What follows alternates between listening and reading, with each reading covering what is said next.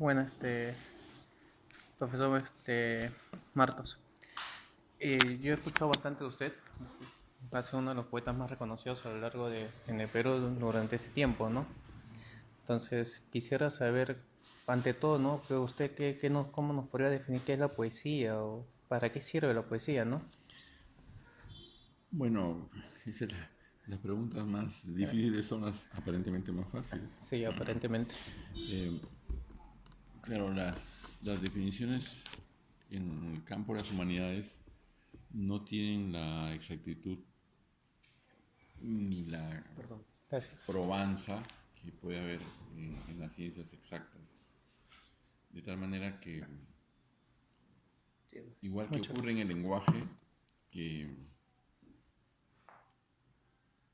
uno se refiere directamente a la realidad sin analizarla, pero con una comprensión global, igual pasa con la poesía. Si yo digo, esta mesa es de caoba, la otra persona me entiende, Ujú. pero no estoy definiendo ni mesa ni caoba. Igual pasa en el manejo, algo así como supremo del lenguaje, que es la poesía. La poesía, digamos, es usar el lenguaje para otra cosa, la literatura en general. También los juegos verbales, las adivinanzas, en fin, ¿no? Aquellas maneras en las que se pasa de un campo semántico a otro, ¿no?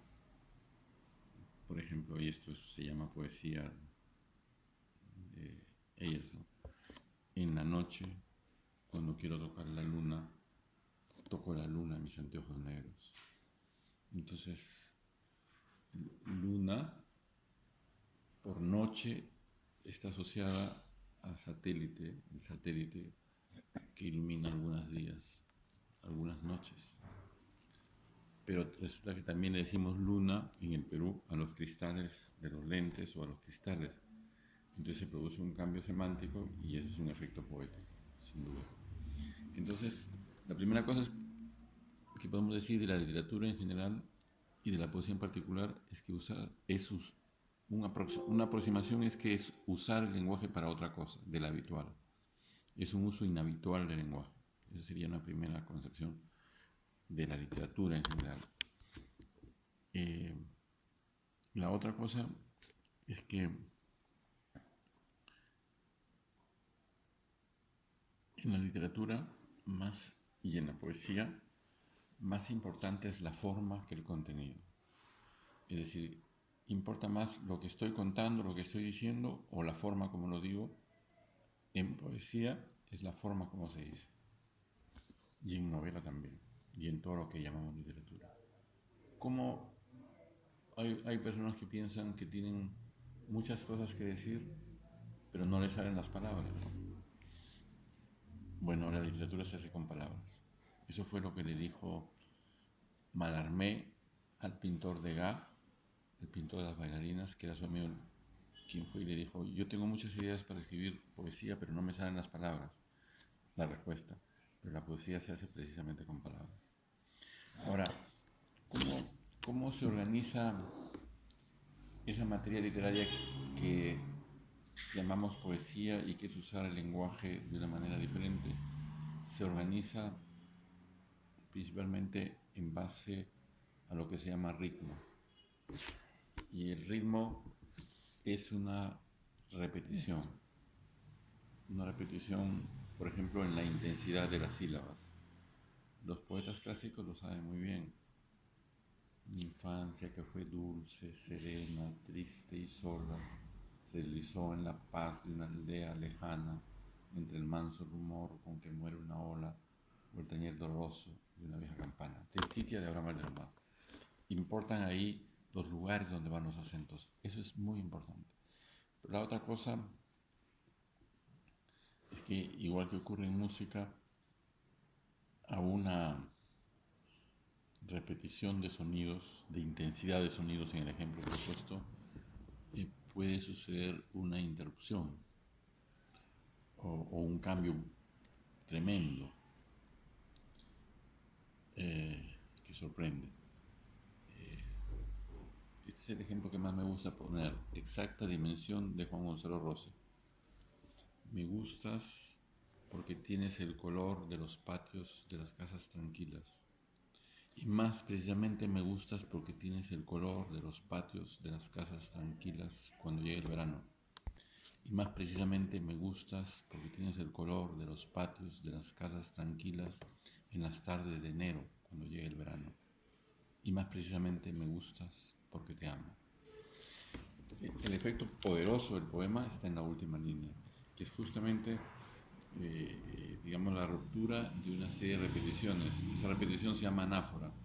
Esa sería una anáfora creciente que va incorporando un nuevo elemento en el verso siguiente. Dice algo, vuelve a decirlo, añade un elemento, dice algo, vuelve a decirlo, añade dos elementos, vuelve a decirlo, añade tres elementos y por último rompe esa sucesión y dice algo novedoso. A veces esta serie se puede dar en una sola línea. Por ejemplo, dice Neruda, Pablo Neruda, el día era claro, fresco y campanas. Entonces tenemos ahí dos sustantivos y estamos esperando un tercer sustantivo y dos adjetivos. El día era claro, adjetivo, fresco, adjetivo, y viene campanas, que es un sustantivo. Una cosa muy simple, el día era claro, fresco y campana. Ahora, siempre hay que tener en cuenta al lector. ¿Qué es lo que está pensando el lector? Ponerse en la cabeza de él, ¿no? Por ejemplo, Eyerson imagina a través de dos versos o hace pensar al lector que se trata de una escena erótica, lo que voy a decir, y al final se ve que no es una escena erótica. Dice así, el muchacho se desnuda, la muchacha se desnuda, el muchacho y la muchacha estornudan. Paramos. Entonces tú me decías de el Yeltsin. Así, el ejemplo es este. El muchacho se desnuda, la muchacha se desnuda, el muchacho y la muchacha estornudan. Entonces, ese efecto también es poético, o sea, sacar de lo previsible al lector o oyente. Entonces la poesía no es solamente una expresión del hombre, también sería una expresión estética de la vida, ¿no? Bueno, la poesía, pues, digamos, concentra significados, dice más con menos palabras y sobre todo dice lo no habitual. Y yo creo que, pero eso vale para toda la literatura. Lo que tiene la poesía, que a la diferencia de la prosa, es la regularidad digamos, del lugar donde van los acentos en un verso, claro, en una línea determinada. El sonido interno, ¿no? Sí, pero hay una serie de recursos, eso es lo más general, ¿no? Por ejemplo, existen las estrofas, existen las rimas, existen las aliteraciones. Las aliteraciones son repeticiones consonánticas. Los sonidos pueden ser vocálicos o consonánticos. En líneas generales, los sonidos vocálicos se caracterizan por el libre paso del aire. Todos los sonidos consonánticos se caracterizan por el libre paso del aire. Y los sonidos consonánticos se caracterizan porque de alguna manera ese paso del aire es interrumpido. Por ejemplo, a, pa, a, ca, a, da. Pero hay algunos sonidos consonánticos que, de alguna manera, en una palabra mía, son parientes de las vocales porque dejan pasar un poquito el aire. Son los sonidos fricativos, la F. Los sonidos vibrantes, la R. Las sibilantes, las S. Entonces, cuando se combinan, producen un efecto estético, pero solamente en manos de un gran maestro. Claro, pues. Un ejemplo sería de Garcilaso, el poeta Garcilaso, nacido en 1503 y muerto en 1536. Está hablando de una escena campestre y entonces dice, En el silencio solo se escuchaba un susurro de abejas que sonaba. Las heces. En el silencio solo se escuchaba un susurro de abejas que sonaba. Ese es un buen ejemplo.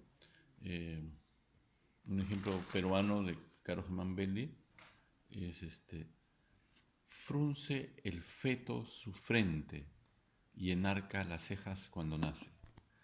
Fs con eres y produce un efecto raro, ¿no? Es Claro. el feto que nace, ¿no? Frunce el feto su frente y enarca las cejas cuando nace. Chocano, por ejemplo, es un hábil usador de estos recursos en la poesía. Los caballos de los conquistadores. Los caballos eran fuertes, los caballos eran ágiles, y sus cascos relucientes, y sus trompas musicales. Es la combinación del lugar donde van los acentos con un gran manejo de de los sonidos en español, ¿no? En realidad muy pocos poetas consiguen ese gran manejo. Justamente por eso me quedaba con una duda, ¿no? Yo también escribo, he tenido oportunidad de publicar, pero pertenezco a una generación que es, quizás lo miro con crítica, ¿no? Quizás se ha alejado mucho de ello. Por ejemplo, un tema muy, yo lo digo así, ¿no? Muy postmodernista de la poesía, en donde quizás la forma está, porque es cierto, ¿no? Usted me dice la forma, ¿no? Pero yo veo que usted me habla de una forma estética, el sonido, la ubicación de las sílabas, de los acentos. Pero en otros casos veo una situación donde no sé si la poesía peruana actual está encaminado, o se ha alejado de sus raíces. Mire, cuando ve, digamos, cualquier situación en cualquier siglo, hay cientos o miles que quieren escribir poesía. Uh-huh. Así ocurría en el siglo XVI en España. Había mucha gente que escribía poesía. Han quedado 5 o 7 poetas. ¿Ya? Pero siempre es así. El principal problema con uno que comienza es que no sabe que esto se estudia. Simplemente nadie se lo ha dicho. Entonces, hay una especie de yo colectivo que consiste en reunirse, juntar sus versos y leerlos en público y van de un sitio a otro y se sorprenden porque hay, entre todos ellos hay alguno, a veces uno, que tiene más éxito. ¿Y por qué? Y se imaginan situaciones sociales como que pertenece a un grupo X, de etcétera. Argolla o que es amigo de no sé quién que está en un periódico. Nada de eso vale nada. Digamos, con una crítica en el periódico no se saca absolutamente nada. Es con estudio. O sea, la poesía se estudia. Y el que no sabe eso, pues avanza menos. Miren, hay músicos callejeros, que tienen una grandísima habilidad, Uh-huh. ¿ya? Pero no tienen estudio. Entonces nunca llegan a ser como García Zárate. Nunca llegan, un cantante nunca llega a ser como Juan Diego Flores, porque todo se estudia, también la poesía. Entonces sí hay una relación íntima entre poesía y educación, para tal caso, ¿no? En cuanto a la poesía se enseña, también cuanto a la poesía ayuda en la educación. Bueno, pero en este caso se trata del estudio que tienen que tener los escritores. Ah, ya. Los escritores. Porque también una habilidad, y los más grandes escritores tienen esa habilidad, es llegar a los que saben muy poco, a los que son como todos, que al que pasa por la calle, de pronto algo le toca, ¿no? Siente, ¿no? Uh-huh. Por ejemplo, los compositores de, las canciones criollas de los años 20, 30 hasta los 50, hasta uno que otro hasta ahora, sabían escribir muy bien. Y sus canciones duran hasta ahora. Le hablo de Felipe Pinglo, le hablo de Márquez Talledo. Por ejemplo, qué belleza esta. Márquez Talledo, no sé qué más habrá escrito, pero escribió esta belleza que se llama Nube Gris.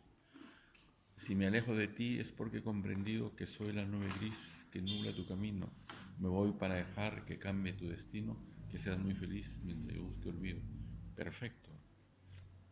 Es una canción bellísima. Yo me sé pedacitos de canciones que me han llamado la atención. Por ejemplo, esta, no sé de qué canción será, pero dice, ¿no? Desdeñoso, semejante a los dioses, yo seguiré peregrinando con mi suerte, sin escuchar las espantadas voces de los envenenados por la muerte. ¡Qué belleza! Es un cantante popular, es un compositor popular. Ni siquiera sé de quién es. Pero qué potencia. Y así es Pinglo, así es Chabuca Granda, así es Alicia Maguiña. Eh, incluso, eh, ¿cómo se llama? Ahora no me acuerdo cómo es el compositor. Julio, ¿te acuerdas cómo se llama ese compositor de Yo la quería patita? El compositor de Yo la quería patita, ¿cómo se llama? Jorge Pérez. No, Pérez es el que la cantaba. Este era un hombre de televisión que era abogado al mismo tiempo. Ya, pero Yo la quería patita era la gila más buena moza del país.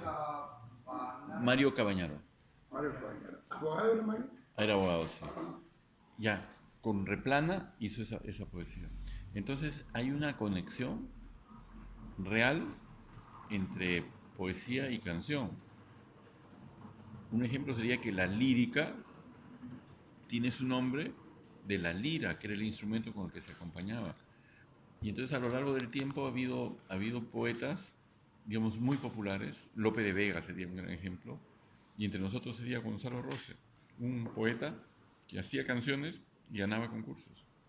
Y otro gran ejemplo es Bob Dylan, un compositor que ganó el premio Nobel de Literatura. A mí me parece legítimo, mucha gente piensa que no, incluso Vargas Llosa. Pero a mí me parece que esa conexión existe. Bueno.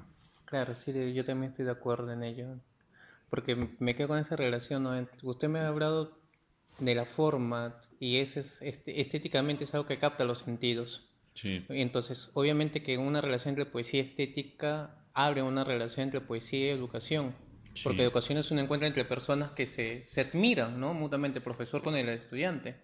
Y es como yo como lector también me admiro de un poema. Sí. Entonces, acá es una pregunta un poquito más profunda, ¿no? Entonces, la poesía también podría ser una expresión de religiosidad o de búsqueda de sentido. La poesía podría ayudar a salvarnos como humanidad, porque la educación tiene como ese fin, ¿no? Transformar sociedad, ¿no? Para un futuro mejor, vamos a decirlo así, ¿no? Bueno, hubo un grupo de poetas a fines del siglo XIX en Francia que se llaman los simbolistas y que sostenían de manera teórica que en realidad la poesía es un humanismo. Es una forma no solamente de escribir, sino una forma de ver la realidad, de verla con mucha intensidad, ver en qué varía cada cosa.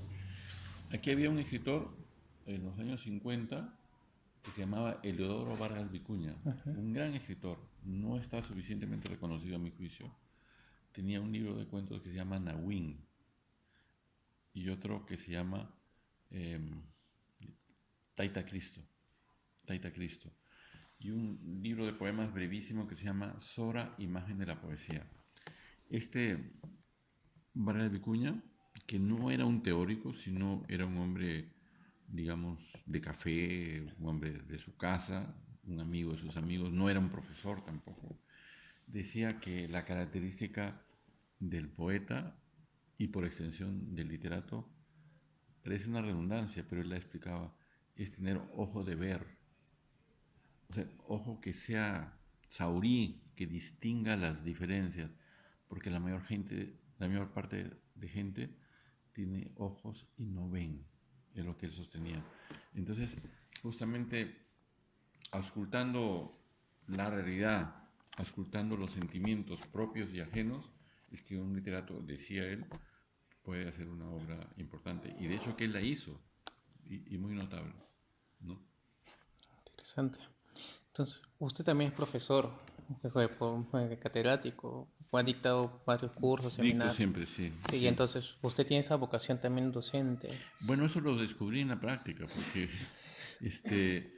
yo, digamos, me gustaba mucho la literatura y de pronto me vi en la necesidad o en la situación de ser profesor.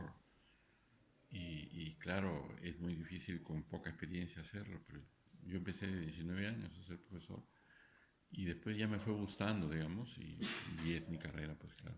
Y justamente eso me abre paso, ¿no? Para preguntarle, ¿no? En todo este tiempo, la poesía, con su carrera docente, ¿ha sido una estrategia, ha sido algo principal o solamente como curso de comunicación que le agregan como un subtema y queda ahí en el olvido, ¿no? No, la poesía para mí es mi razón de ser, mi razón de vida. Yo podría no ser profesor, pero difícilmente dejaría de ser poeta. Claro, pero ¿le ha servido para su carrera docente Claro la que me ha poesía? servido porque a mí me ha gustado mucho la poesía y una parte de los programas es la poesía y desde la poesía uno avanza también a degustar la novela. ¿Ya? Y a mí me gusta mucho la novela, pero soy muy exigente con la novela. O sea, yo me doy cuenta rápidamente cuando una novela está mal escrita. Y incluso de personas afamadas, ¿no? Que no son tan buenas como podría esperar. Simplemente porque el ideal central para mí en la literatura en general es la poesía. Antes la literatura era poesía, Claro. no había novela. Y me refiero a esa concentración del lenguaje, a esa intensidad. Entonces lo he encontrado no en muchos novelistas, ¿no? Por ejemplo, mencionaría uno que es poco conocido, que es Broch, autor de La muerte de Virgilio, un autor alemán. Esa me parece una de las mejores novelas que he leído en mi vida. Me parece que es Henry Broch, no estoy seguro del nombre, pero Broch. Y naturalmente Marcel Proust, que me parece la novela más hermosa de todas las que he leído, y que es En busca del tiempo perdido, particularmente el tomo primero, el segundo y el séptimo. O sea, el primero se llama Combray y unos amores de Swann, el segundo se llama A la sombra de las muchachas en flor y el último, que es el séptimo, se llama El tiempo recobrado. Me parece la suma excelsa de la literatura contemporánea en novela. Hace 3 años o 4 hubo una encuesta mundial sobre las mejores obras literarias por 100 críticos. Primer puesto salió Cervantes, segundo puesto salió Proust y Joyce, uno de los más afamados, salió séptimo, octavo. No fue ni el segundo ni el tercero. Y bueno, yo coincido con ese resultado de esa encuesta. Lo que sucede es que yo que soy profesor de secundaria, entonces yo veo en el plan, por ejemplo, yo sé de filosofía y religión, pero yo veo en el plan de comunicación, por ejemplo, poesía es solamente un subtema que se abarca un trimestre, un bimestre, una semana, y muchos jóvenes no sienten ese llamado por la poesía, no sienten ese gusto. Entonces yo digo, pero yo considero que si, como le decía hace un momento, la poesía llama, conmueve también, ¿no? Pero de todas maneras, una cosa son los programas escolares que no Claro. lo podemos modificar, pero otra cosa es que si somos amantes de la poesía, podemos introducirla, digamos, o esa sensación, ese paladeo en cualquier curso, y créanme que los jóvenes lo aprecian. Es como conocer una función más del lenguaje que no es la habitual, no es la habitual, claro que no, pero yo me siento pues protegido por el mundo, digamos, por la poesía, protegido en el mundo por la poesía y creo que hay mucha gente así también. Y entonces como para darle un cierre bonito, ¿qué relación podría dar entonces entre este tripartita, ¿no? Educación, estética, poesía. Usted, de su experiencia y todo su bagaje. Bueno, fíjese, si recogemos esa frase que mencioné de los poetas simbolistas, la poesía, la estética y la educación se juntan en una manera de estar parado o en el mundo que es beneficiosa para uno mismo y para los demás. En el sentido de amar a la belleza, amar al prójimo, que sería la educación, y naturalmente amar la palabra, que es lo que caracteriza al ser humano. El ser humano no se define ni por su hígado, ni por sus pulmones, ni por la perfección, digamos, que dura algunos años de su cuerpo, sino por la palabra. Es lo que nos hace humanos, es la palabra. Y mientras mejor dicha está, mejor para el que la dice y para los demás también. ¿Ha visto usted una persona que habla bien en público, con cierta atención y no aburre? O sea, es un artista de la palabra. Eso sería, si todos pudiéramos ser artistas de la palabra, el mundo marcharía. Sería muy bonito, ¿no? Sí. Entonces la poesía sí podría ayudarnos a mejorar las humanidades. Yo creo que sí. Entonces, doctor Mar, realmente muchas gracias por su atención, por haberme dado este espacio, ¿no? quizás más adelante lo vuelvo a Sí, buscar con confianza. un poquito más formal Ya. con todo ello, porque esto para mí es nuevo, ¿no? Yo en lo personal escribo poesía desde los 16 años, pero no sé, algo que me ha topado en los últimos años es encontrarme con muchas paredes, ¿no? Personas como usted que realmente tienen esa disponibilidad de enseñar a otros que no saben, hay pocos de verdad, pocos poetas Bueno, en esa parte. pero también por otra cosa, también porque no saben. O sea, ¿qué van a enseñar si la mayoría no sabe? ¿No? O si no saben dos o tres cositas y se las guardan para sí, bueno, no son generosos. Pero la característica del maestro es que tiene que ser generoso, darle al otro.